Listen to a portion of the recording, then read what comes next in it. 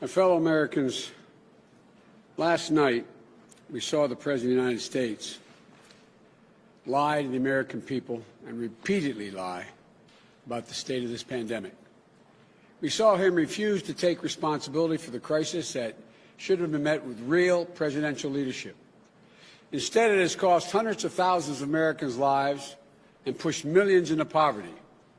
We saw him diminish the pain felt by so many Americans. President Trump said, "We're rounding the corner. It's going away. We're learning to live with it." They are quotes. But as I told him last night, we're not learning to live with it. We're learning to die with it. And this is a dark winter ahead. Already more than 220,000 people in the United States of America have lost their lives to this virus. 220,000 empty chairs at dinner tables all across this country. My heart goes out to every single person who's had to endure the agony of saying goodbye to someone they loved and adored over video chat, who couldn't gather their closest friends, even their full family, to grieve together at a funeral mass or a funeral service. And worse yet, a new study from Columbia University suggests that anywhere between 130,000 and 210,000 of those deaths were avoidable. A leading medical journal in America, quite frankly in the world, wrote an unprecedented editorial. To the best of my knowledge, they've never written anything like this. They criticized President Trump's, quote, dangerously incompetent, end of quote, response, and stated that he, quote, took a crisis and turned it into a tragedy. COVID-19 dwarfs anything we've faced in recent history, and it isn't showing any signs of slowing down. The virus is surging in almost every state. We passed 4.8 million cases. And when Trump was asked this week what he'd do differently to get the pandemic response right from the start, his answer was, and I quote, "Not much. Not much." As many as 210,000 avoidable deaths.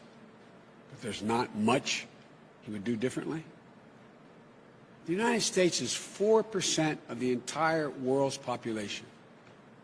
Yet we make up 20% of all the deaths worldwide. If this is a success, what's a failure look like? We're more than 8 months into this crisis, and the president still doesn't have a plan. He's given up. He's quit on you. He's quit on your family. He's quit on America.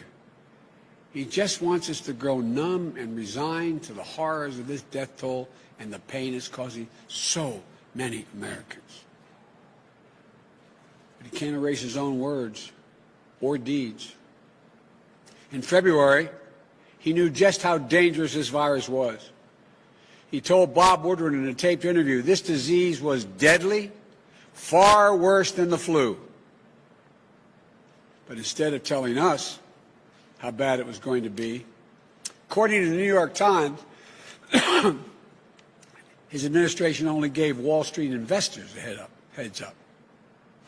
And they made a bundle, doing something called selling short or betting against the market. So Wall Street knew what was coming, while the rest of us took the full brunt of it. In June, when we began to see the resurgence of COVID-19, I called out President Trump for wavering and waving the white flag of surrender to the virus.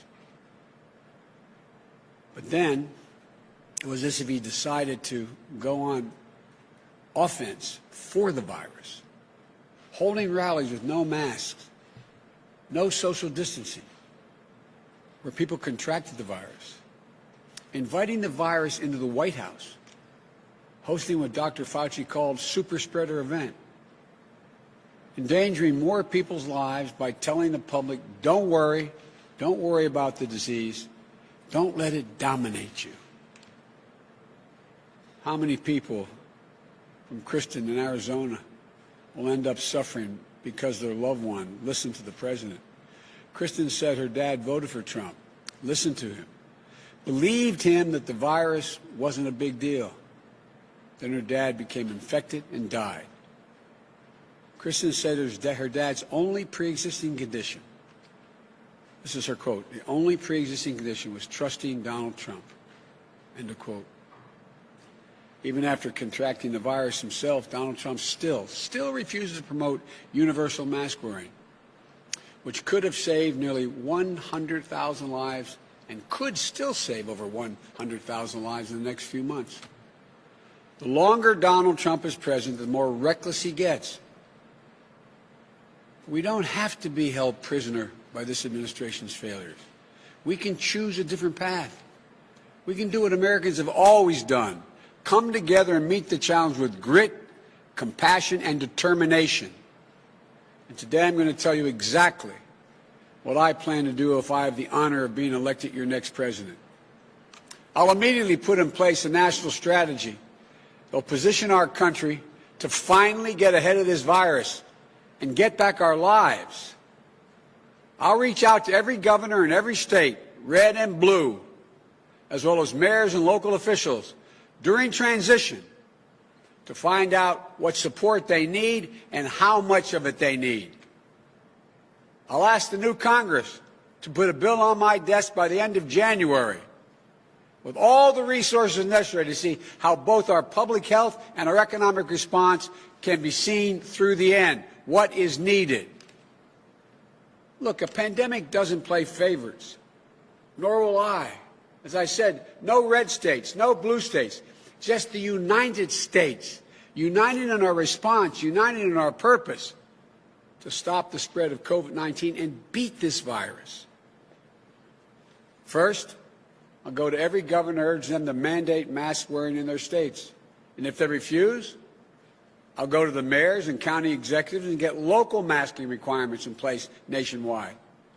As president, I'll mandate mask wearing in all federal buildings and all interstate transportation, because masks save lives, period.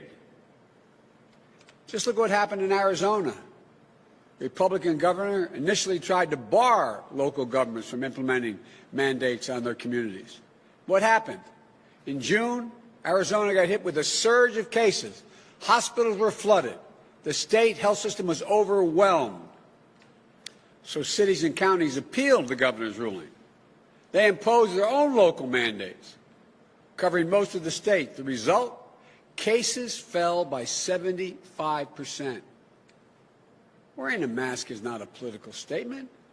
It's a scientific imperative.